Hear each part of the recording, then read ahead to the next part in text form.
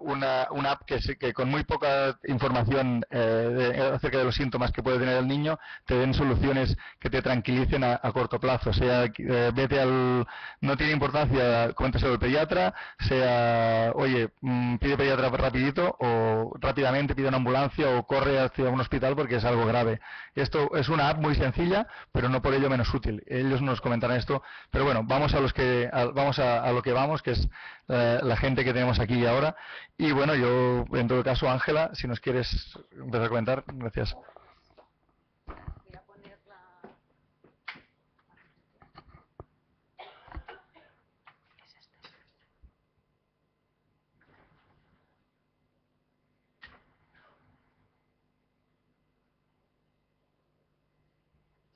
Una cosa, después que Ángela acabe, si tenéis preguntas, comentarios, a por ella, ¿vale? Venga, hasta ahora. Bueno, ¿se me oye sin micrófono? A mí me gusta más... En el streaming no. En el streaming no. Vale, pues hablaré con el micrófono. Si lo pongo así, ¿también se me oye? ¿O lo tengo que levantar tipo...? Venga. El atril me da un nivel... En teoría todo esto en teoría es más cercano, ¿eh? O sea, en teoría es más de proximidad y tal, pero bueno. Yo decía que si me oíais, porque a mí lo que me gusta es ponerme ahí con la gente, que me preguntéis, hacerlo un poco más, no tan formal, ¿no? Como esto. Pero bueno, comentaros un poquito, que sé que tengo 10 minutos, pero que entendáis qué es Fujitsu, de dónde venimos y por qué hacemos Lean, ¿no? Y todo esto al final no es una casualidad, como empresa japonesa que somos, llevamos el Lean, la mejora continua, en nuestro ADN. Llevamos trabajando con Toyota desde casi nuestros inicios, en nuestras plantas de producción, en nuestra fabricación. Todos nuestros productos tienen esa metodología Lean. Y poco a poco lo hemos ido pasando al entorno de los servicios, hasta que hace como unos 7 u 8 años lo empezamos a hacer en sanidad. ¿Vale? Porque el tema de Lean en sanidad no es innovación, es algo que deberíamos hacer más en España, que no lo hacemos, pero que en otros países como Canadá, Reino Unido, los países nórdicos, es algo que está metido en su día a día, ¿no? Ahora veremos algún ejemplo más concreto. Bueno, contaros que efectivamente Lean es uno de nuestros pilares, que lo aplicamos internamente, pero que también ayudamos a otros clientes a aplicarlo, no solo en el entorno sanitario, sino en el entorno de las TI, en todos los entornos. ¿Por qué Lean ahora y por qué Lean en España? Bueno, nos encontramos ante unos retos que lógicamente marcan esta dinámica. Nuestro sistema sanitario ya no es todo lo sostenible que tiene que ser. Cambios demográficos, el paciente experto, muchas variables, tanto macro como micro, que nos hacen ver que realmente tenemos que cambiar este nuevo paradigma. ¿Qué es lo que están haciendo las organizaciones sociosanitarias? Pues un poco de todo, adaptar estos servicios que se prestan a los pacientes, ir hacia un modelo más de autoservicio, 1000 cosas que yo no soy experta en esto, pero que posiblemente conozcáis. Y una de ellas es la mejora y optimización de los procesos, ¿vale? Estas prácticas que han sido adoptadas por muchas empresas de otros sectores, ahora nos toca aplicarlo en sanidad. ¿Y cómo lo hacemos esto? Pues a través de Lean. Y aquí tenemos las 3 variables fundamentales de cualquier proceso, pero que de Lean cobra mucha importancia: el coste, la calidad y el tiempo. Si nosotros somos capaces de hacer las cosas de una forma más rápida, pues lógicamente reduciremos los costes. Y además, muchas veces, si lo hacemos de una forma ordenada y de una forma con ritmo, ¿no? Como dice, con el takt time, será de mayor calidad. ¿Pero qué es Lean? Porque claro, muchos mis clientes me preguntan, pero esto de Lean, ¿cómo lo bajo a la tierra, ¿no? ¿Qué es esto de Lean que nos contáis y de qué va esto de Lean? Pues Lean no es nada más que poner al paciente en el centro del universo y preguntarle qué es lo que aporta valor dentro de su proceso, ¿vale? Para que nos entendamos, si yo como paciente tuviera que pagar por algo de lo que me pasa desde que entro hasta que salgo en un hospital, eso es el valor para mí. El estar esperando unas pruebas, que el médico consulte con la enfermera algo, eso para mí como paciente, y si me permitís me pongo en los zapatos del paciente, no es valor. Eliminar desperdicios, el desperdicio, el waste, ¿no? Como lo llaman, la muda, como lo llaman los japoneses. Todo aquello que no aporta ningún valor, lo tenemos que eliminar para hacer los procesos mucho más ágiles. implicar al personal sanitario. Y esto yo creo que es la gran bondad de Lean. Los cambios vienen de la gente que está apretando el tornillo, de la gente que está con los pacientes. Ellos mismos son los que identifican todas las acciones de cambio y no es esta, si me permitís, estructura tradicional que los jefes mandan y el resto cumple. No, las mejoras vienen desde la gente que trabaja con los pacientes en el proceso.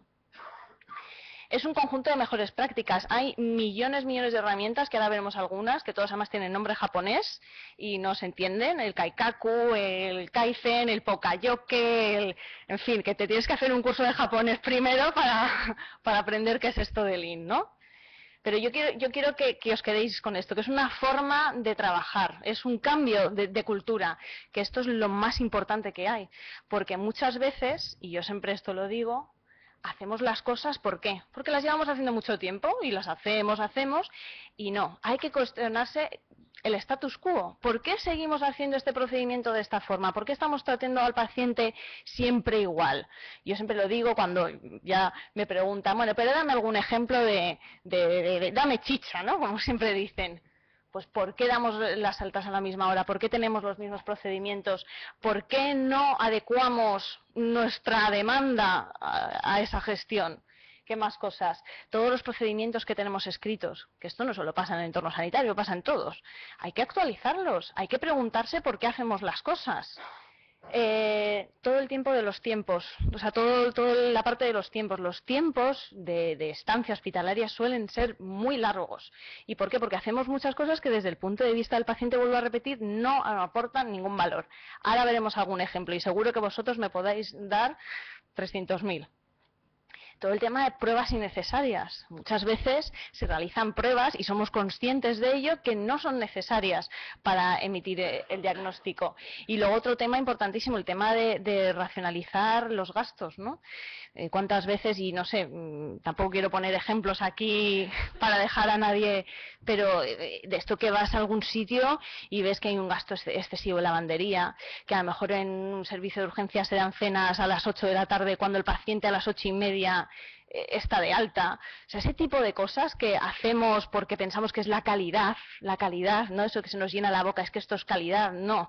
La calidad desde el punto de vista del paciente, y os vuelvo a repetir, muchas veces es diferente a lo que nos imaginamos y hay que preguntárselo. Los waste, los desperdicios, que no me voy a meter en cada uno de ellos, pero que vienen del entorno de producción y que el peor de todos ellos es hacer la sobreproducción, hacer las cosas cuando no se nos pide, en el momento que no se nos pide y con la calidad que no se nos pide. Y todo eso genera muchos otros desperdicios, como puede ser las esperas innecesarias, el movimiento de una cosa de un sitio para otro, el transporte, los defectos, los errores, en fin. El Lean plantea 7 tipos de desperdicios que, si podéis leer alguno de ellos, todos son del entorno sanitario, que si los conseguimos reducir, ¿veis? Reduciendo todas las actividades que no nos generan ningún valor, manteniendo aquellas que realmente aportan valor al proceso y luego reduciendo aquellas que tenemos que hacer porque son las del proceso, ¿no? O sea, hay muchas cosas burocráticas o de procedimientos que hay que cumplir, ¿no? En un bloque quirúrgico ojalá pudiésemos llegar y abrir, cerrar y hasta luego. No, hay muchas partes que hay que cumplir, pero quitando todos esos desperdicios generamos una capacidad, ¿vale? Y esta capacidad nos puede ayudar a atender más pacientes, a que la gente tenga tiempo para hacer docencia, otro tipo de cosas que no están haciendo, para mejorar la calidad, para reducir los costes. Esta capacidad que obtenemos cuando optimizamos un proceso es la que podemos utilizar como queramos. Hay gente que lo utiliza, lo que os he dicho, para tener más demanda, otros incrementar la calidad, para lo que queramos. Pero tenemos que ser capaces de identificar qué es lo que no nos aporta valor en un proceso. Os voy a poner algún ejemplo. Esto lo primero, ¿qué hace un consultor de Lean cuando llega a un hospital? Pues pintar el proceso. Pero no el proceso que tenemos pintado por auditoría, del proceso tiene que ser ABC. No, pintar el proceso tal y como ocurre. Desde que entra una persona, este ejemplo es un ejemplo de urgencias, ¿vale? Desde que entra una persona, que entra en esa flechita de inicio hasta que sale, con todos los pasos. Si os fijáis, lo que está marcado en verde son las actividades de valor. ¿Y cuáles son las actividades de valor? Pues el momento de la verdad, el momento en el que el paciente ha estado en contacto o con el médico o con la enfermera, con cuidados de enfermería, todo. Y el resto todos son pasos que ha ido haciendo el paciente y que no aportan ningún valor. Claro, tú cuando le planteas esto a la gente, a la propia gente del proceso te dice, hostias, es que hacemos muchas cosas que de verdad podríamos eliminar. Y lo primero que hacemos cuando nos sentamos con nuestros clientes, con la gente que está en el proceso, es decir, bueno, ¿y cómo podemos mejorar esto? ¿Qué podemos quitar que no nos aporta ningún valor? Y al final es la propia gente, vosotros, los que estáis trabajando día a día con los pacientes, quienes saben qué cosas se pueden eliminar. Y todo para ir hacia un estado ideal. Un estado ideal que es muy simple, pero que de ese estado ideal de decir el paciente entra, se atiende y sale, tenemos que ser capaces de modelar el proceso e ir hacia él. ¿Qué más cosas? Os pongo ejemplos de herramientas para que entendáis. La medida del valor añadido, que es lo que yo os decía, de un proceso, de todas las actividades que hace un profesional, X% solo es el valor. Por ejemplo, aquí en esta rueda, lo que es en verde, que es un 15% de todas las actividades que hacen el día a día, que son pues conversaciones relacionadas con el trabajo, búsqueda, manejo de pacientes, solo lo que está en verde es el valor. Y el resto son cosas que hacemos y que realmente podíamos deducir. ¿Cómo lo hacemos esto? Pues vamos ahí, nos ponemos con la gente, con la bata blanca y observamos. Observamos, observamos, observamos y sacamos esta rueda. Y esta rueda es muy potente porque al final, claro, la gente al principio te dice, ¿me estás diciendo que solo el 15% de, valor de mi tiempo es de valor? Y el resto, ¿qué te piensas? ¿Que estoy...? Dices, no, el resto estás haciendo las cosas que tienes que hacer, pero quizás debes plantearte si las puedes hacer de otra forma o qué, ¿vale? Todo el tema de la optimización de flujos, o todas las cosas que hacemos y que los clientes se quedan alucinados, es seguir a varios pacientes e ir dibujando por dónde pasan, el típico diagrama de espagueti.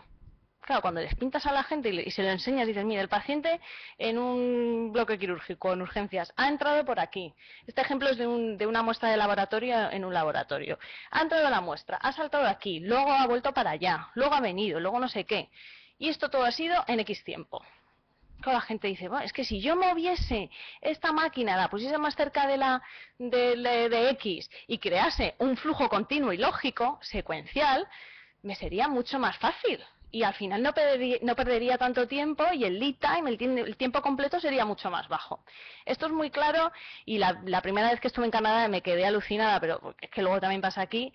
Cuando vas a urgencias, normalmente, primero, viene la enfermera, te toma, te pregunta, Luego viene el médico. Lógicamente el médico ha tenido que hablar con la enfermera, algo, pues sí, el paciente de tal. Luego vuelve la enfermera, luego el médico, enfermera, médico, al final te tiras ahí el tiempo largo y si hubiesen trabajado juntos en célula, en equipo, ¿vale? Enfermera y médico juntos, que se puede, el tiempo total de tratamiento o de diagnóstico de ese paciente sería mucho más bajo, ¿vale? Son este tipo de cosillas las que hay que promocionar y que la gente entienda.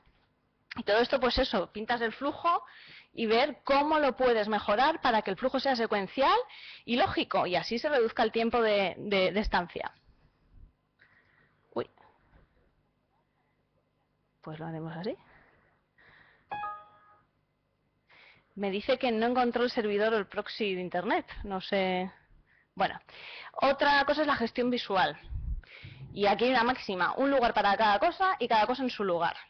Cuando nosotros tenemos las cosas que no sabemos dónde están, perdemos el tiempo en ir a buscarlos. Esto de la gestión visual es algo que ya está muy conseguido en las ambulancias, que tiene todo un sitio, tú sabes dónde tirar mano, arriba, abajo, pero que en cualquier servicio de un hospital pues no está tan conseguido. Y es algo importantísimo, porque se logran gestionar de forma eficiente todos los stocks de todo instrumental, todo. Y además la gente no pierde tiempo en ir a buscar el tensiómetro o lo que sea. O sea, la gestión visual en un espacio de trabajo es fundamental.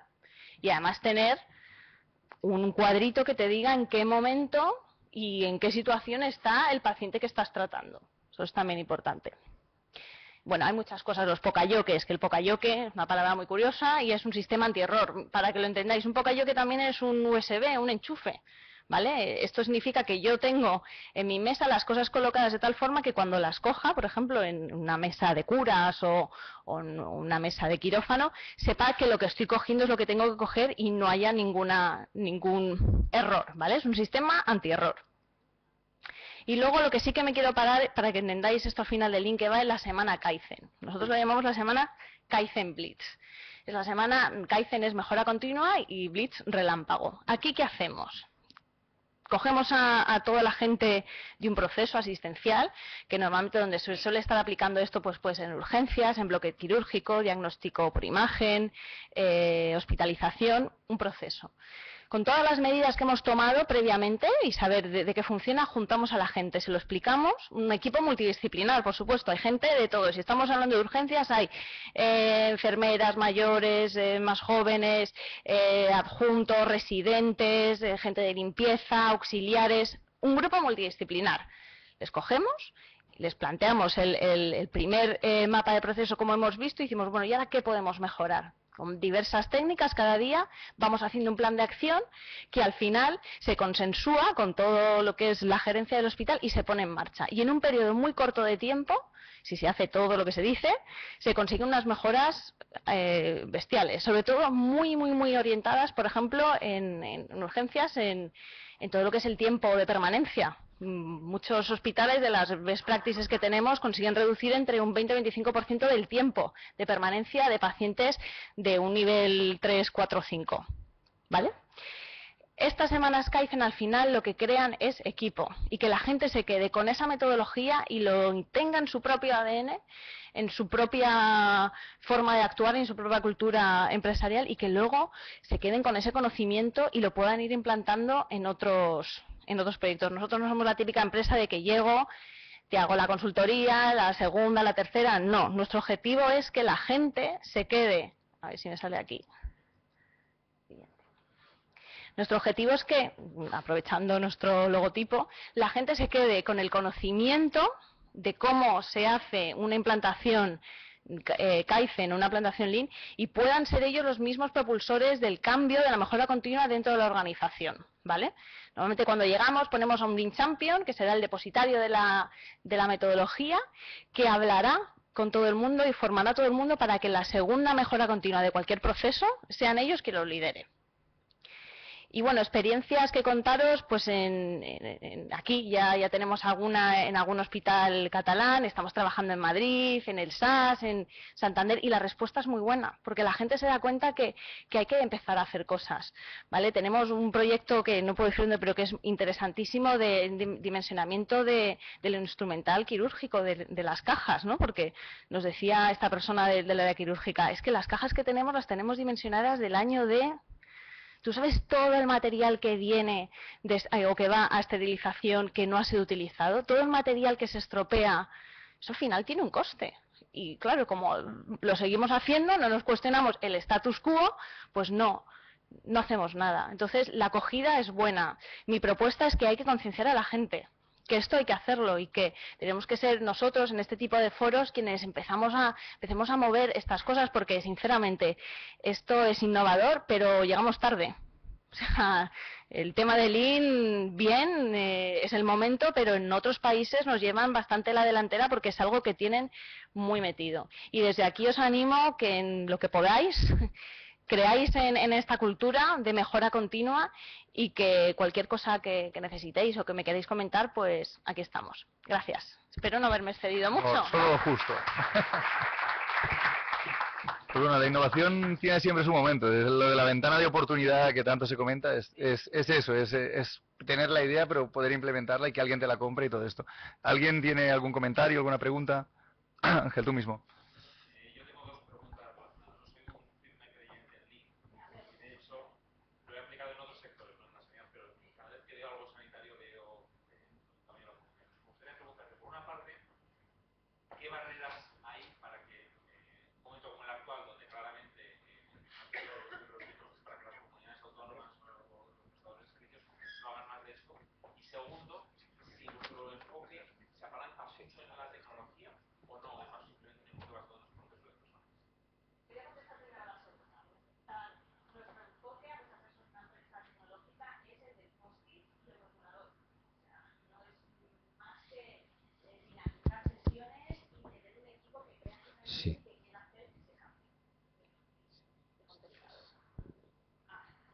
Es para el streaming.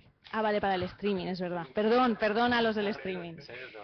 Entonces, repito, que no es un enfoque... Esto no funciona, ¿sí? No es un enfoque tecnológico, sino que nosotros es un enfoque de personas y de sesiones de dinamización con post-its. O sea, al final, sí, sacamos un plan de acción en un Excel, pero todo, una sala de este tipo, imagínate todo lleno de tal. Entonces, muchas veces salen iniciativas tecnológicas, porque es inevitable, ¿no? Cada vez queremos que los procesos estén más informatizados y que tengan mayor trazabilidad. Y a la primera pregunta, ¿qué barreras? Bueno, pues barreras habrá muchas, pero sobre todo es la gente, porque yo que intento evangelizar, ir contando mi buena palabra y que me encanta encontrarme con gente como tú que diga, es que esto de Lean, pero es muy difícil, la gente tiene que creer y yo creo que es que este es el momento y hay que ir poco a poco haciendo que la gente crea. Pero sí que es verdad que cuando nosotros vamos a cualquier sitio y la gente lo ve, la respuesta es buena. Luego cuando te pones a implantar, lo difícil es que no haya problemas de carácter siempre político dentro de cualquier hospital, pero la respuesta es buena. Y las barreras hay que superarlas. ¿Alguien más? ¿Alguien? Si no, luego tendremos tiempo, ¿eh? Sí, sí. Pues que la consultoría de procesos al uso, tú vas y le pintas el proceso al cliente y le dices, lo que tienes que mejorar es esto, esto y lo otro. En Lean no, en Lean tú primero le pintas el proceso al cliente y luego te sientas con los que realmente trabajan en ese proceso, un equipo multidisciplinar, y le preguntas, ¿qué crees que se debería mejorar en ese proceso? Al final, las decisiones y las iniciativas de mejora vienen de la gente, no de nosotros. Lógicamente, cuando ya tienes experiencia de haber hecho varios proyectos en sitios como urgencias, un bloque quirúrgico, sabes y anticipas qué acciones van a salir, pero muchas veces no. Y son la propia gente quien sabe, dentro de la propia idiosincrasia que puede tener un hospital, qué es lo que tiene que mejorar. ¿Ninguna pregunta más? Juan Carlos. No.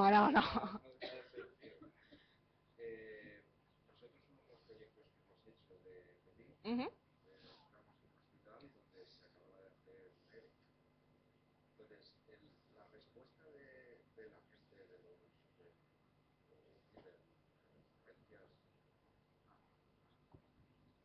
Digo que uno de los hospitales donde hicimos este tipo de proyectos acababan de hacer un ERE. Entonces, ¿qué respuesta tiene la gente? Porque estás hablando de que la respuesta o las propuestas de mejora tienen que venir de los propios trabajadores. Entonces, ¿qué respuesta tuvimos de la gente que estaba involucrada en ese proyecto?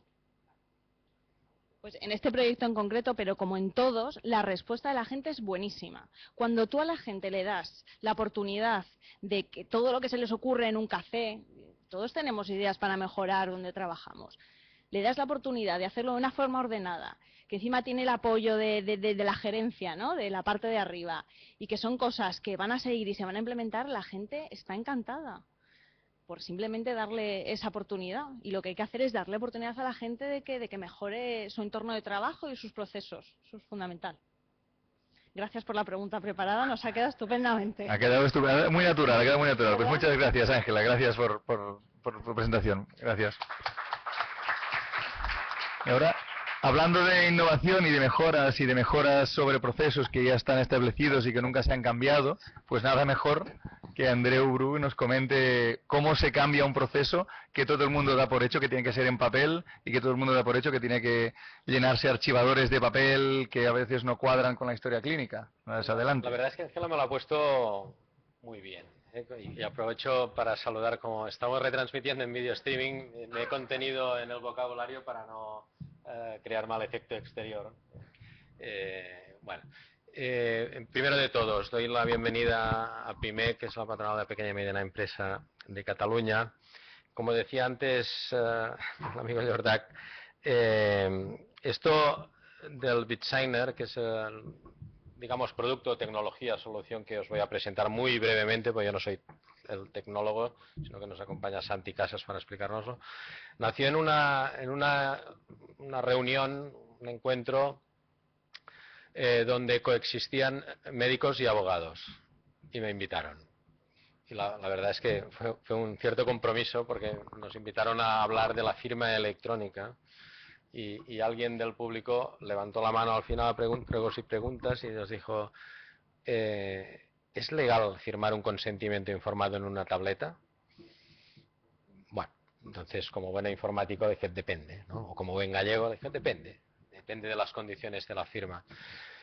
Y me salí de la reunión como pude, con una cierta dignidad, pero sin dar ninguna respuesta. Evidentemente, el abogado tampoco dio ninguna respuesta, y los médicos se quedaron con la pregunta.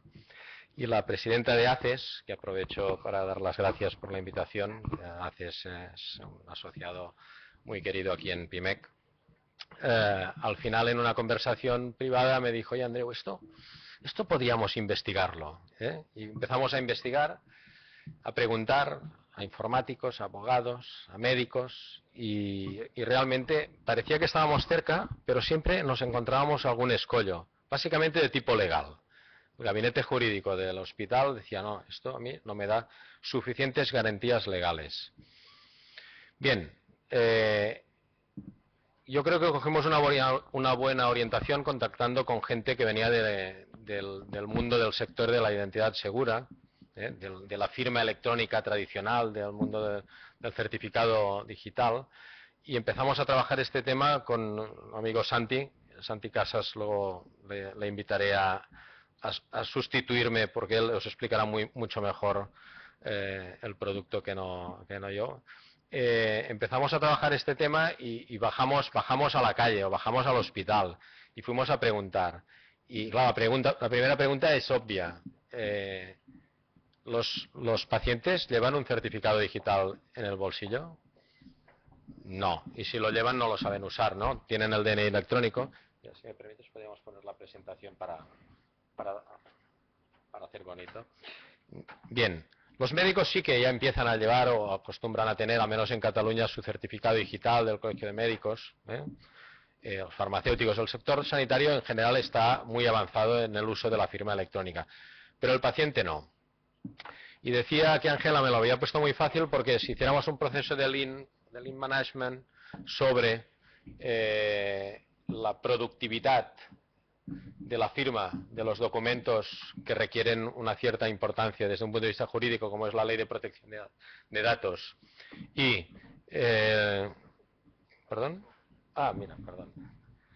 y lo que es el consentimiento informado, realmente es brutal. Desde que la enfermera saca el documento, se le hace firmar, cuando el médico le hace firmar el documento al paciente, y ese documento luego se va a una carpeta, esta carpeta se va a un expediente, el expediente, cuando está lleno, se va a una caja, y la caja primero pasa por un almacén del hospital, y al final el almacén del hospital lo lleva a un almacén central, y el día que por desgracia se necesita este documento, pues realmente cuesta encontrarlo, ¿no? La eficiencia sobre el proceso de la firma en papel por parte tanto del médico como del paciente realmente es muy poco eficiente. Y esta fue nuestra casualidad, la casualidad de encontrarnos como PIMEC, que no somos ni una empresa de software, somos una patronal, con nuestros amigos de ACES, que es la asociación que aglutina al sector privado de sanidad. Nos encontramos con nuestra participación en la Autoridad de Certificación Firma Profesional, que es participada por el Colegio de Médicos y por PIMEC, entre otros. Nos encontramos con una clínica oftalmológica en Lérida, puntera en el uso de las tecnologías, que se brindó a trabajar este proyecto con nosotros como prueba piloto, y nos encontramos, porque lo buscamos, a una empresa especializada en seguridad de identidad digital, que es Validated ID, que en un par de minutos os voy a presentar. Y el proyecto que os presento, o que os va a acabar de presentar Santi, es un proyecto de instauración de la firma de documentos electrónicos en una clínica oftalmológica de Lérida. ¿Esto avanza? Vale. Hilo Oftalmología es una clínica que tiene todos los procesos documentales digitalizados, menos la Ley de Protección de Datos, mejor dicho, tenía menos la Ley de Protección de Datos y menos el consentimiento informático. ¿Por qué? Porque requerían la firma manuscrita para guardarlo en el archivo. Con lo cual, este documento lo gestionaban en papel y realmente era... Sí, está yendo... perdón. Veis que la tecnología no me está acompañando hoy, avanzamos. ¿Vale? Vamos a avanzar un poco.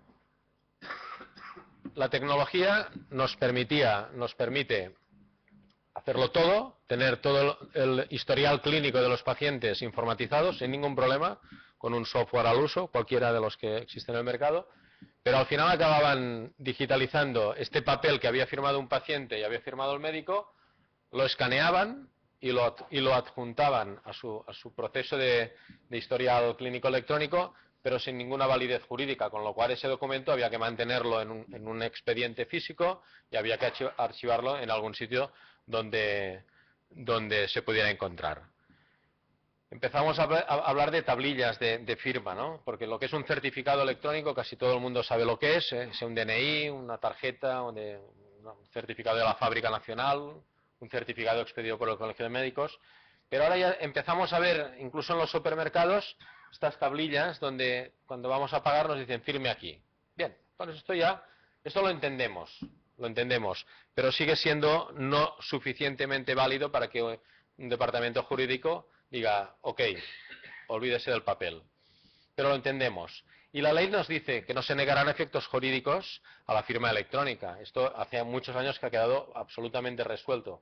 Pero si no queda bien resuelto el proceso, implantarlo en un hospital, en una clínica, en una consulta, es imposible. Y finalmente, y ahí está el secreto, y aquí le voy a dar paso a Santi Casas, se ha conseguido con esta solución llegar a un punto de equilibrio donde podamos trabajar con certificados digitales avanzados y reconocidos, no entraremos en detalle, con lo que es la firma electrónica biométrica.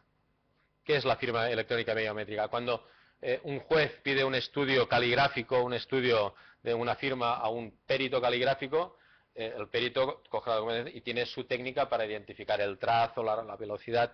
En el mundo electrónico esto aún es mucho más sencillo, porque si somos capaces de recoger esta presión, esta velocidad, este trazo a esta firma, lo que estamos es confiriendo una seguridad muy superior a lo que sería estampar una firma con un bolígrafo en un papel.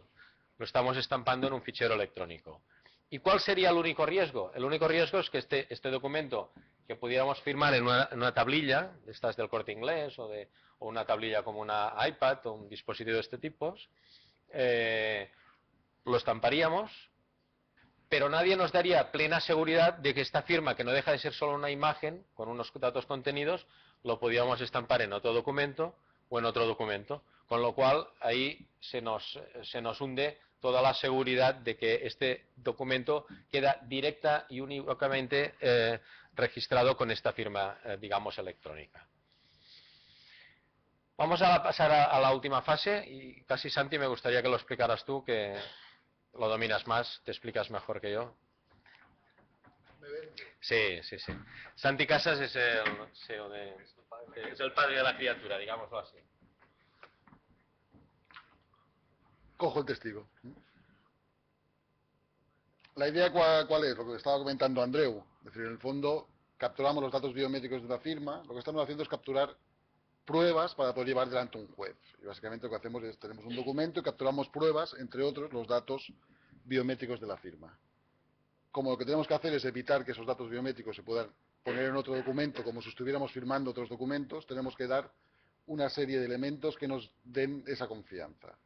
Uno es criptografía, es decir, detrás de esto hay criptografía, como hay en la firma electrónica convencional.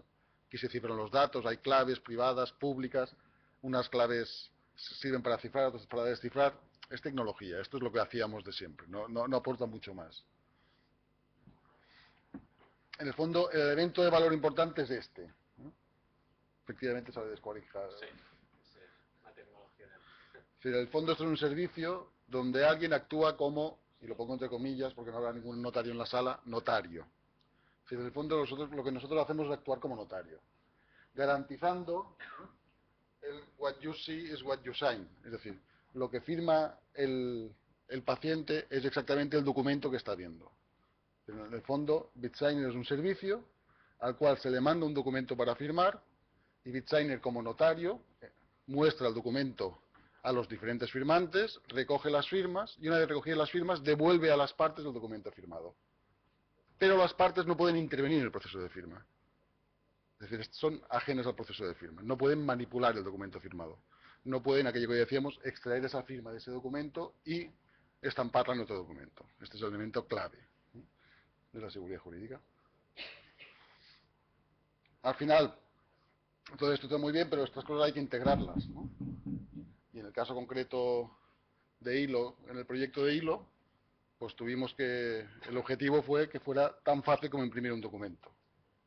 De hecho, el software que tiene Hilo para gestión de la clínica, cuando llega a la parte documental, lo que hace es generar documentos de Microsoft Word, ¿no? Es decir, tiene unas plantillas y al final dice, voy a hacer el consentimiento informado para este paciente que lo firmará este médico, ¿no? Pues genera un documento en Word donde hay el consentimiento informado. Pues lo único que hicimos fue añadir en el imprimir del documento Word un imprimir, en lugar de en una impresora normal, imprimir en BitSigner. Y lo que hace es mandar el documento al dispositivo y en el dispositivo se recuperan las firmas. Estos son los dos tipos de dispositivos que se entregan, ¿no? Uno es lo que llamamos el modelo kiosco. La idea es que esto es firma electrónica convencional, en el fondo.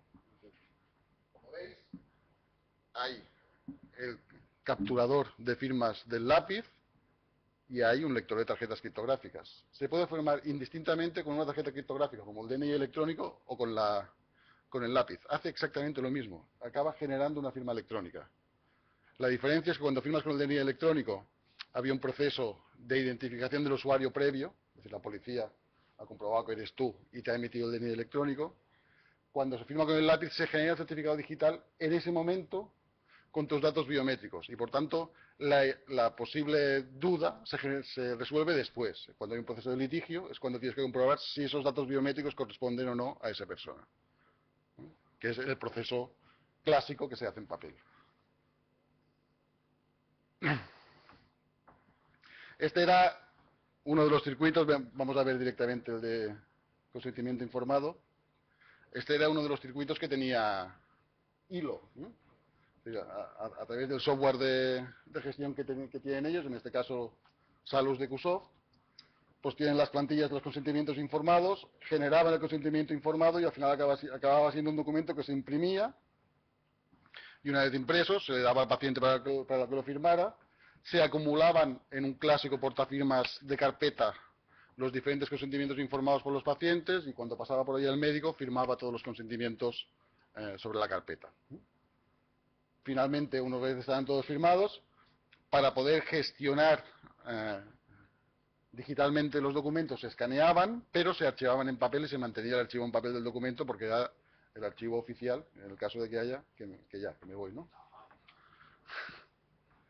Esto se ha transformado en esto, ¿no? En el fondo es lo mismo, solo que ya no hay archivos, ya no hay impresoras, ya no hay nada, sino que hay dos puestos de firma, uno donde firman los pacientes y otro donde firman los médicos, pero en el fondo son indistintos. Pueden firmar tanto el médico como el paciente en cualquiera de los dos. Y ya no existe archivo papel y el documento ya es simple y llanamente electrónico. Nada. 4 fotos del servicio. Uy, este soy yo, fuera. Esto es el resultado final. Este es el documento firmado, ¿no? Esto tiene dos firmas electrónicas. Los que conozcáis esto del mundo de la firma electrónica en Adobe y en PDF, este es un documento PDF firmado electrónicamente, ¿no? Con dos firmas electrónicas generadas. En este caso, el médico firma con una tarjeta del Colegio de Médicos, en el caso del Colegio de Médicos de Lleida, es decir, tiene una firma electrónica convencional, y el paciente firma con el lápiz con un certificado que se genera para ese paciente en ese momento. Bueno, ha tenido una cierta repercusión en los medios del proyecto.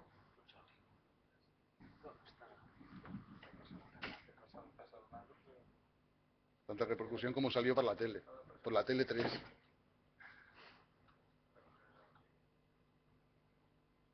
Aquí, no sé, sí. Sí, al Firefox. Sí. Voy.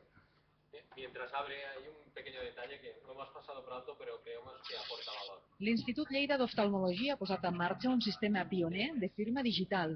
Una tauleta especial permet capturar la firma electrònica del pacient en els documents que ho requereixen, com és el cas del consentiment per a operacions, i a través del carnet que facilita el Col·legi de Metges de Lleida, el facultatiu també fa el mateix. Això fa que es doni validesa legal a les dues firmes.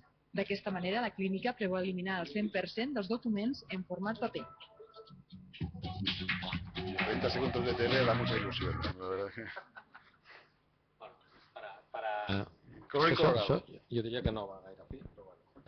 Solo para rematar, hay un punto que ha pasado muy por alto, pero desde PYME creemos que aporta un cierto valor, que es que quien custodia las claves de las firmas electrónicas es la principal autoridad de certificación que hay en España, que es firma profesional, en cuanto a volumen de certificados emitidos a nivel de empresa.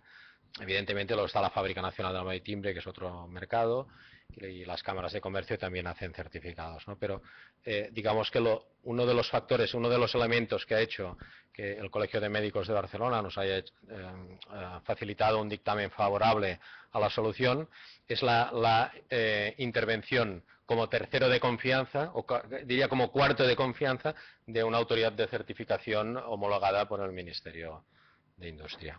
Bueno, y nada más, si tenéis alguna pregunta. Ahora sería el momento de preguntarles más cosas, porque seguro que si alguno está metido en asistencia o en softwares de gestión o cualquier cosa, es el momento de decir, oye, ¿y esto cómo va? O sacarles, ponerlos a prueba. Ya sabía yo, Sí, software. sí, ahora funciona.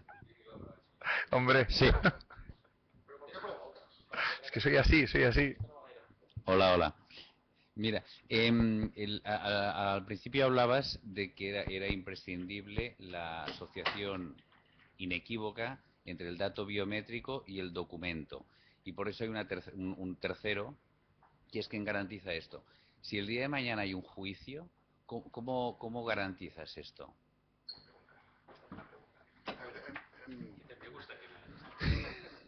No, por una parte, todo lo que son los datos biométricos cifrados, es decir, al final lo que se hace es capturar datos biométricos que pueden ser varios, pueden ser no solo la firma, pueden ser, al final, cualquier cacharrería de estas te puede capturar imágenes, voz, etcétera. Es decir, puedes sumar todas las evidencias de contexto que quieras.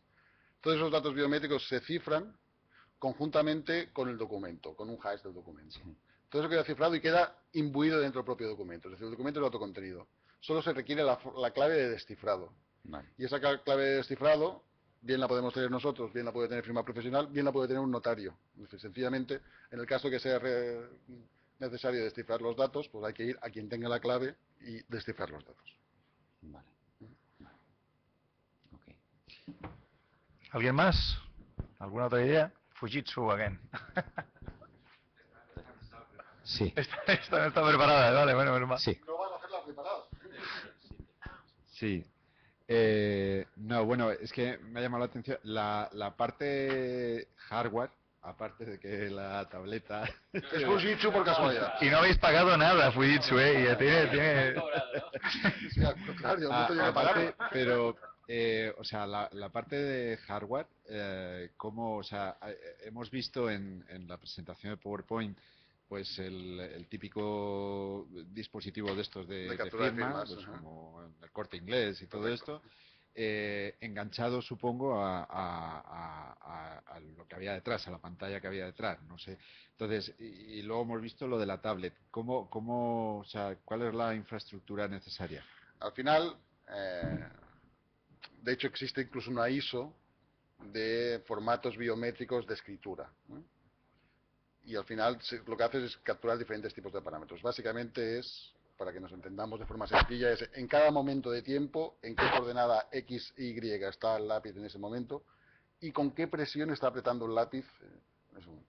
Hay más datos, porque puede haber también la inclinación del lápiz, hay toda una serie de datos biométricos. Estos dispositivos lo que hacen es capturar los datos así. En concreto en la tableta esta Fujitsu, que no es casualidad que estemos con ella, porque hace esto bien, ¿no? Es decir, la mayoría de stylus que hay en el mercado no capturan presión, por ejemplo. Entonces ya tienes un elemento menos biométrico que te permite atribuir esa firma a esa persona. En el caso de esta Fujitsu captura presión y otras, la Samsung Tab Galaxy Note que están tan de moda, pues también tienen captura de presión. Como mínimo, la presión es un elemento casi, digamos, imprescindible para poder atribuir una firma a una persona. Eso depende del perito calígrafo, ¿no? Pero en general la presión es el elemento mínimo, es decir, menos que presión ya sería insuficiente. Vale, vale. Yo lo preguntaba por si acaso era un condicionante, creo que es el caso precisamente de la Fujitsu, que tuviera algún lector de tarjeta o alguna cosa de Si queremos hacer firmas con tarjetas, requerimos un dispositivo con firma de tarjetas. En este caso, esta tableta nos va bien por eso, porque captura firma manuscrita, captura huella dactilar, también tiene un lector de huellas dactilares y tiene un lector de tarjeta criptográfica también. Si va a haber firma con tarjeta, es imprescindible que haya lector con tarjeta. ¿Y el iPad? El iPad es muy chulo. Resulta Sí. que además a los médicos les gusta mucho. Por eso. Pero de inicio no captura presión, con lo cual no tiene lector de tarjeta. Sí que hay lectores de tarjeta para iPads, pero ya son cacharrería que tienes que montar aparte, y los lápices que hay en general para los iPads no capturan presión. O sea, en general no es una buena solución.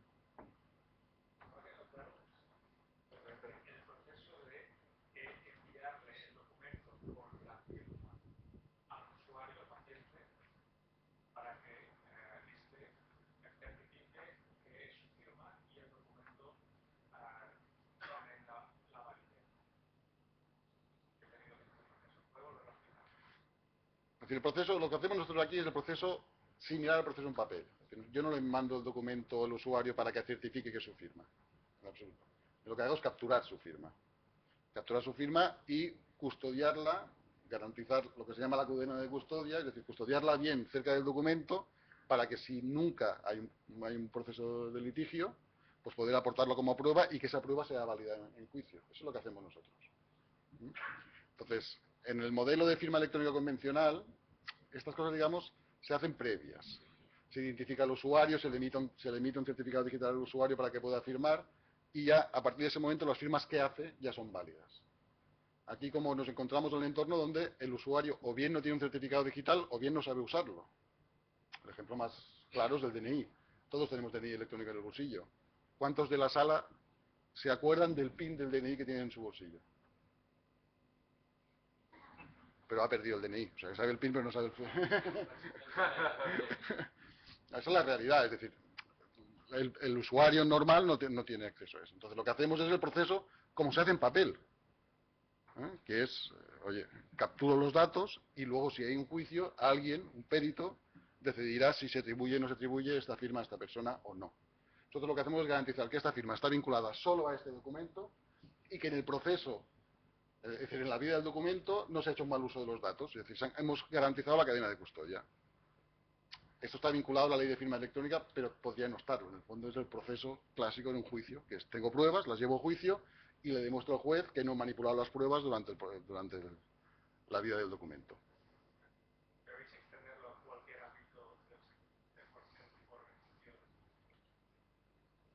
De hecho, esto es un firmador de documentos. Sirve para el sector sanitario, para este tipo de documentos, y sirve para cualquier documento. De hecho, también estamos haciendo, por ejemplo, contratos laborales. Contratación laboral donde el trabajador firma sobre la tableta. Pero al final sirve para cualquier tipo de documento. Nuestro modelo es el de máxima seguridad jurídica. Sirve para documentos donde la seguridad jurídica de la firma sea importante. Para entendernos. Es decir, para firmar tickets de visa, digamos, seguramente es excesivo, ¿no? Pero para firmar contratos laborales, consentimientos informados, es el modelo que consideramos adecuado. La idea en un hospital sería que se ponen al servicio o hubiese un servicio central o qué significa cada tarjeta para cada servicio. Yo quiero que haya muchas. Yo quiero que haya muchas. Cuando hacemos la analogía con la impresora, un poco el concepto es decir, ¿hay una impresora en cada sitio? Pues a veces no, ¿no? Y se comparten impresoras entre diferentes puestos. La idea es, depende, cómo esté organizado el hospital y tal. Pues al final no deja de ser un sitio que sirva para firmar. El kiosco lo llamamos kiosco precisamente para eso, para que sea un kiosco y que se utilice desde diferentes puntos que manden al mismo kiosco y en el kiosco se recojan las firmas. Al final es una cuestión de costes. El coste. Coste es barato. ¿Cuántos quieres? Esto es un modelo No es un modelo de inversión, es un modelo de pago por uso. Pues, tiene una cuota mensual por dispositivo y en función del número de dispositivos, pues la cuota es más alta o más baja. Pero no son costes desmesurados. Hay que pagarle a Fujitsu unas tabletas y ya está. ¿Alguna otra pregunta? Bueno, pues muchas gracias por la presentación y mucho éxito.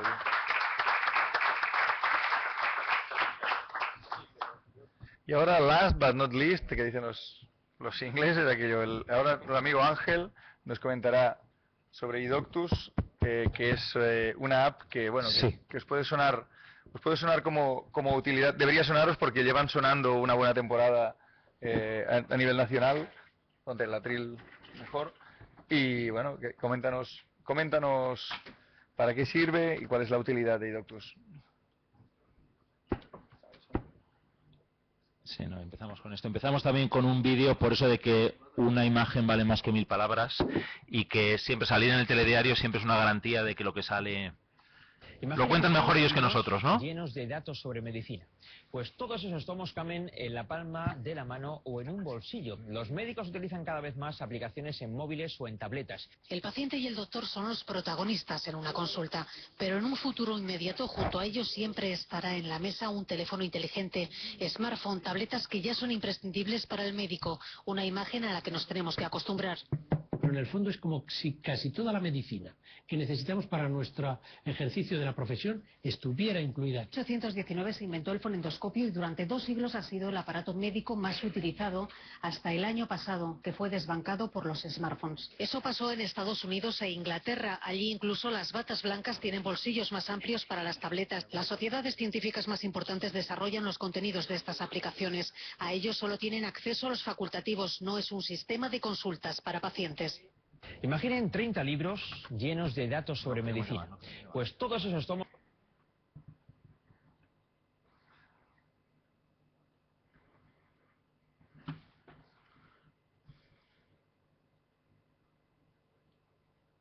Bueno, pues está claro que el vídeo lo explica muy bien, que la tecnología está cambiando de una forma radical cómo los médicos están ejerciendo la práctica clínica. Y más que lo va a cambiar, puesto que cada médico, como cualquier consumidor, va a llevar en el bolsillo de su bata, en el bolsillo de su chaqueta, en cualquier momento un smartphone, y por lo tanto es un ordenador tan potente como el ordenador que nos llevó a la Luna, por decirlo así. ¿Vale?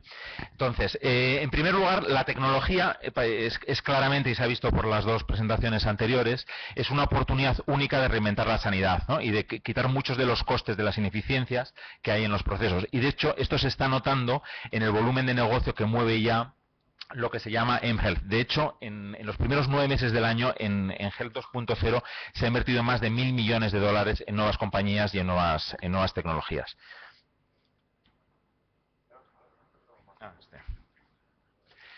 El móvil ya es una realidad en los médicos, ya es una realidad también en los médicos españoles. Estos son datos americanos. En Estados Unidos, ya el año pasado, en 2011, los médicos utilizaron más el móvil que el PC para acceder a información médica.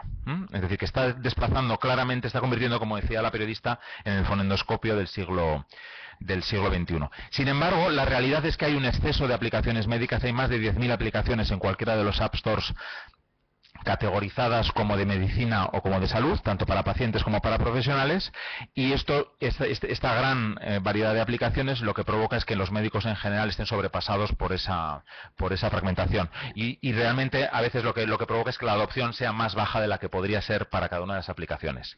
Si miramos otros mercados, lo que ocurre es que lo que han aparecido son plataformas de servicios que cubren muchas de las funcionalidades que puede necesitar un médico en su día a día, y en concreto hay 2 aplicaciones en Estados Unidos que son Hippocrates y Medscape Mobile, cada una de las cuales tiene aproximadamente 350.000 médicos, un 40-50% de los médicos en ejercicio en Estados Unidos, y 1,5 millones de profesionales sanitarios.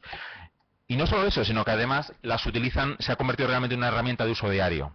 Se utilizan en media más de 4 veces al día y se utilizan en un contexto de consulta y de consulta con el paciente delante. ¿Y por qué?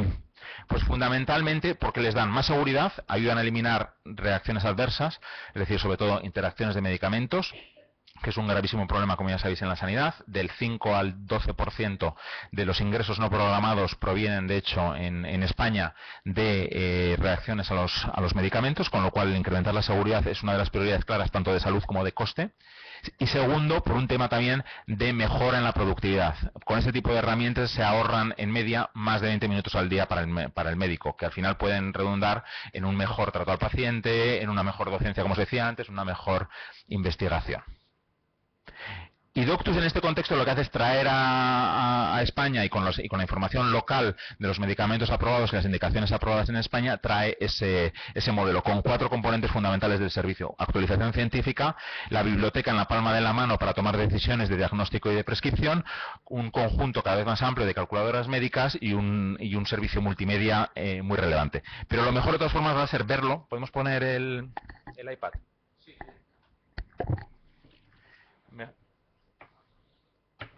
Me siento para poder hacerlo mejor. Mejor es verlo para que entendáis un poquito más, sobre todo los que seáis médicos, de qué estamos hablando, y sobre todo que tiene cara y ojos y que ya hay muchos médicos que lo están utilizando. Entonces, el servicio actualmente funciona para iPhone y para iPad, y próximamente estará disponible para Android. Veis aquí, esta es la pantalla de inicio, en la que tenemos en la parte de arriba todas las actualizaciones científicas, el buscador como punto principal de acceso al sistema, y luego una serie de herramientas por la parte de abajo para que el médico acceda a la información relevante. La actualización científica es un servicio muy valorado por los médicos. Lo que hacemos es revisar las 160 revistas aproximadamente de mayor impacto en las principales especialidades y generar pequeñas alertas adaptadas al perfil de cada médico y a su especialidad sobre novedades, artículos que puedan existir, que puedan ser de interés clínico, de interés para la práctica diaria del médico. Es un servicio de filtrado que lo que le ayuda al médico es a estar actualizado en una manera muy sencilla, porque lo tienes en la palma de la mano en cualquier momento. La joya o la parte que más se utiliza es la base de datos de medicamentos, que en concreto está licenciada al Consejo General de Colegios Oficiales de Farmacéuticos, y es un poquito el Rolls Royce de la información científica, de farmacológica española. Se puede buscar cualquier medicamento. Tienes la ficha técnica completa, incluyendo todo esto en local, porque en los hospitales la cobertura suele ser muy mala, entonces todo el contenido está descargado a la tableta o al dispositivo, y con unas funciones muy relevantes en cuanto a filtrar los medicamentos. Por ejemplo, si un paciente es alérgico a la lactosa, tú puedes mirar exactamente, si le quieres dar una amoxicilina, exactamente cuál de ellas no contienen lactosa, y por lo tanto el médico puede recetar.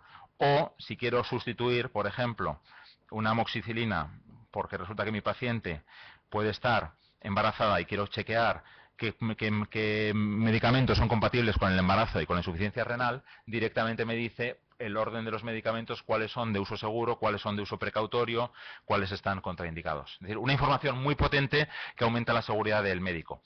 Lo mismo con las interacciones. Se puede incluir de una forma muy rápida todo el tratamiento que está tomando el paciente, incluyendo, mezclando principios activos, mezclando nombres comerciales, incluso mezclando OTCs o hierbas. Y en cuanto sale una interacción me lo indica, me las ordena por gravedad, con toda la potencia posteriormente de tener toda la evidencia científica del Consejo General de Farmacéuticos. Tenemos también un tratado de patologías que incluye aproximadamente 600 monografías de patologías en la palma de la mano. Son 20 y pico tomos que te los llevas en tu dispositivo móvil, y muchas calculadoras. De momento tenemos 5 herramientas, 5 calculadoras para problemas bastante horizontales de los médicos, pero que estamos añadiendo calculadoras especializadas para diferentes especialidades. Un ejemplo bastante representativo es para pediatría, el poder ajustar de una manera muy rápida las dosis en función del peso del paciente. Esto, que es extraordinariamente sencillo, a día de hoy, los que tengáis niños pequeños y vayáis al pediatra como yo, pues están los pobres siempre con la calculadorcita, mirando el librito, etcétera. Entonces, esto al final redunda en un grandísimo ahorro de tiempo. Y finalmente, y aprovechando la componente multimedia que dispone una tableta, tenemos una colección de imágenes clínicas que se pueden utilizar o bien para educación del paciente o bien para el médico en sus sesiones clínicas, y como componente de un poquito de juego y para también garantizar mejor el tráfico y crear una cierta adicción por parte de los médicos, tenemos el reto de la semana, que es un caso clínico breve con una imagen y un caso clínico que lo que te permite es ayudar a educar a educar al médico sobre determinadas patologías, sobre temas de diagnóstico y de tratamiento. Entonces, al final, podemos cambiar ya. Al final, esto lo que es un poco la medicina en la palma de la mano, una navaja suiza, una plataforma de aplicaciones que lo que pretende es cubrir el 80% de las necesidades que pueda tener un médico. Estamos haciéndolo no solo nosotros, sino en colaboración con los principales generadores de conocimiento, que son las sociedades médico-científicas. Tenemos ya acuerdos firmados aproximadamente con 10 sociedades médico-científicas, que lo que nos ayudan es, primero, a dar difusión a la aplicación y, segundo, también a desarrollar servicios concretos para cada una de las especialidades.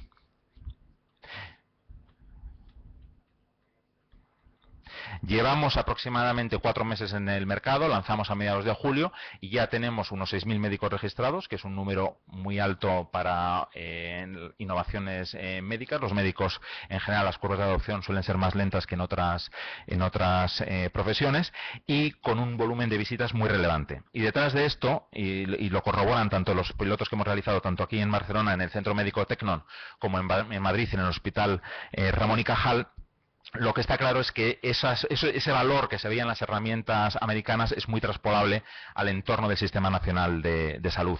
La mayoría cree que, y de hecho ve que ahorrará tiempo. El ahorro se ha estimado en el Ramón y Cajal en torno a 90-120 minutos por semana y por médico, y con un impacto claro en la mejora de la seguridad. Y con una percepción del médico de realmente muchísima más confianza por llevar ese tipo de información y por realmente poder hacer comprobaciones que todo el mundo sabe que se deberían de hacer, pero que quizás por falta de tiempo y por el horario tan estricto que tienen los médicos no se pueden hacer. El chequeo de interacciones es algo que a día de hoy con muchos de los sistemas hospitalarios se pueden hacer, pero es muy largo, muy farragoso, ¿no? Aquí hemos visto que en cuestión de medio minuto puedes meter el tratamiento completo y comprobarlo. Entonces, eso realmente lo que redunda es en que el médico lo pueda hacer, y lo puede hacer incluso con el paciente delante. Eso es todo. Cualquier pregunta, estaré encantado de responderla, lógicamente. Es el momento de las preguntas. Venga. ¿Alguien? Aquí hay micro. Hasta da alarma él. ¿No va? Bueno, pues... No va muy... Bueno, Hola, ¿qué tal? Soy Jaume Fuentes de Seidor. Aquí he visto que habéis generado una app muy potente y que la habéis movilizado, ¿no? Mi pregunta es, antes de que existieran las tabletas y los smartphones y todo esto, ¿estas herramientas se utilizaban en el ordenador de la consulta? De hecho, es curioso porque los ganadores americanos muchas veces nos preguntan, ¿y estos cuánto tiempo llevan en el mercado? Realmente llevan mucho, llevan como 12 años, una cosa así. Yo creo que Pocket se fundó en el 98. Empezó con las antiguas Palm, si os acordáis. Entonces, fundamentalmente lo que era sobre todo información farmacológica. Luego han ido ampliando el tipo de actividad que tenían. Y fundamentalmente era llevarte el librito de una forma más estructurada en una agenda electrónica. Nosotros somos multiplataforma, tenemos móvil y tenemos web, porque lo que también entendemos es que te tienes que adaptar a la realidad del médico, ¿no? Entonces hay médicos que en algún momento están delante de un ordenador, entonces tiene más sentido el dar más información y darlo desde el ordenador, pero sí que es verdad que lo que estamos viendo es que con las aplicaciones, los móviles y las tabletas, lo que están cambiando son dos cosas. Primero, la usabilidad. Es decir, que incluso el médico o el usuario en general más patoso del mundo es mucho más fácil utilizar una aplicación que no utilizar un servicio basado en web. Y segundo, la movilidad. Por primera vez el médico se puede llevar en una visita domiciliaria o a pie de cama la misma información que tendría en un terminal en su despacho. Y eso es bastante relevante. Antes que la haga Juan Carlos, sí lo voy a hacer yo. ¿Y Android para cuándo? Tenemos ya de hecho una aplicación en Android desde hace una semanita que hemos llamado el iDoctus pediátrico, que es mientras que estábamos desarrollando todo el conjunto de servicios, es la actualización científica y las dos herramientas, el calendario vacunal infantil y las dosis pediátricas en Android. Y esperamos que en enero esté disponible ya la versión completa de iDoctus. Porque lo que lógicamente empezamos por iPhone, porque era lo que en aquel momento tenía mayor penetración, pero también las cosas están cambiando rápido y Android está cogiendo mucha fuerza recientemente.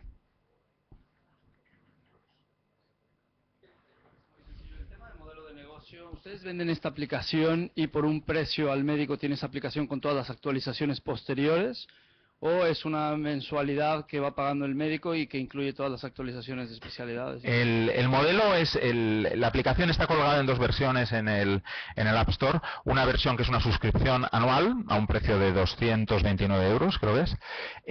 Y segundo, una versión de prueba gratuita para que el médico la vaya probando, ¿no? Lo que sabemos es que en realidad el médico ha sido educado por muchas generaciones en España a que el médico no paga nada, ¿no? Sino que el médico pide y alguien se la financia, ¿no? Entonces nosotros, siendo conscientes de esa realidad y también un poco de la situación que vive a día de hoy la sanidad, lo que no queremos es que el coste sea una barrera de acceso a la herramienta, y un poco lo que estamos haciendo es aproximarnos a la industria farmacéutica y la industria de tecnología médica, etcétera, para dar servicio científico, teniendo en cuenta que nuestra herramienta es una herramienta científica, pero que servicio científico que puede ser de interés para ellos, pues desde desarrollar, que en vez de que desarrollen, por ejemplo, las calculadoras y las desarrollen como una calculadora totalmente independiente, que es muy difícil para ellos generar la penetración relevante y el uso relevante, que las lancen dentro de Idoctus, por ejemplo. O los servicios de actualización científica que contribuyan ellos artículos que están generando en revistas científicas para darles difusión. Es decir, nosotros somos un vehículo de comunicar información científica hacia los médicos.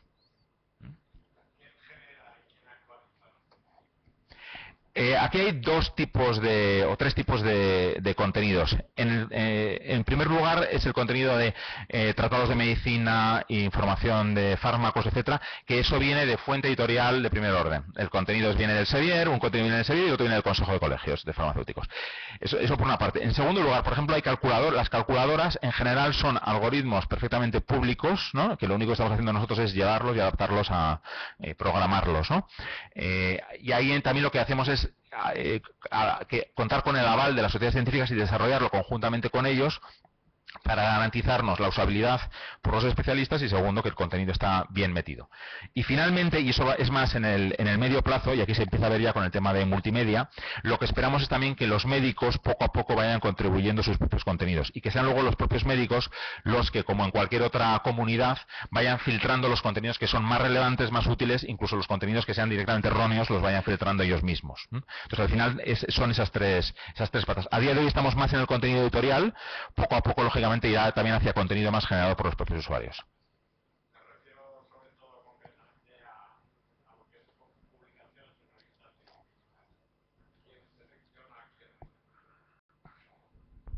Nosotros tenemos un comité médico que lo que hicimos con ellos fue la primera selección de las revistas. La verdad es que la selección de las revistas es bastante obvia por otra parte, porque al final son las de mayor impacto en cada una de las especialidades y eso es un dato bastante objetivo.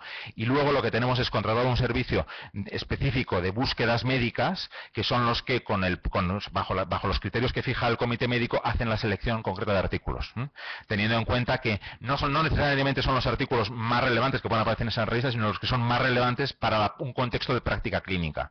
Se quita, por ejemplo, bastante parte de lo que es investigación básica, etcétera, sino que son más bien novedades que impactan en tu día a día como médico. Las sociedades científicas ahí poco a poco también irán jugando un papel, lógicamente, en asegurarse que todos esos servicios cumplen perfectamente las exigencias de cada uno de los médicos. Había por ahí otra, creo, ¿no? ¿O no? No. ¿Nadie más? ¿Nadie? Pues muchas gracias por la presentación y felicidades.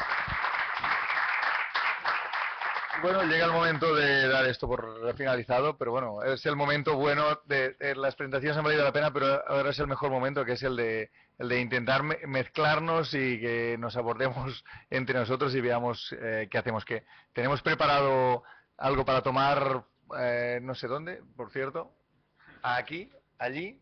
Vale, entonces allí lo tendremos y estáis invitados a tomar algo con nosotros. Gracias. Gracias por venir y dentro de 2 meses nos vemos.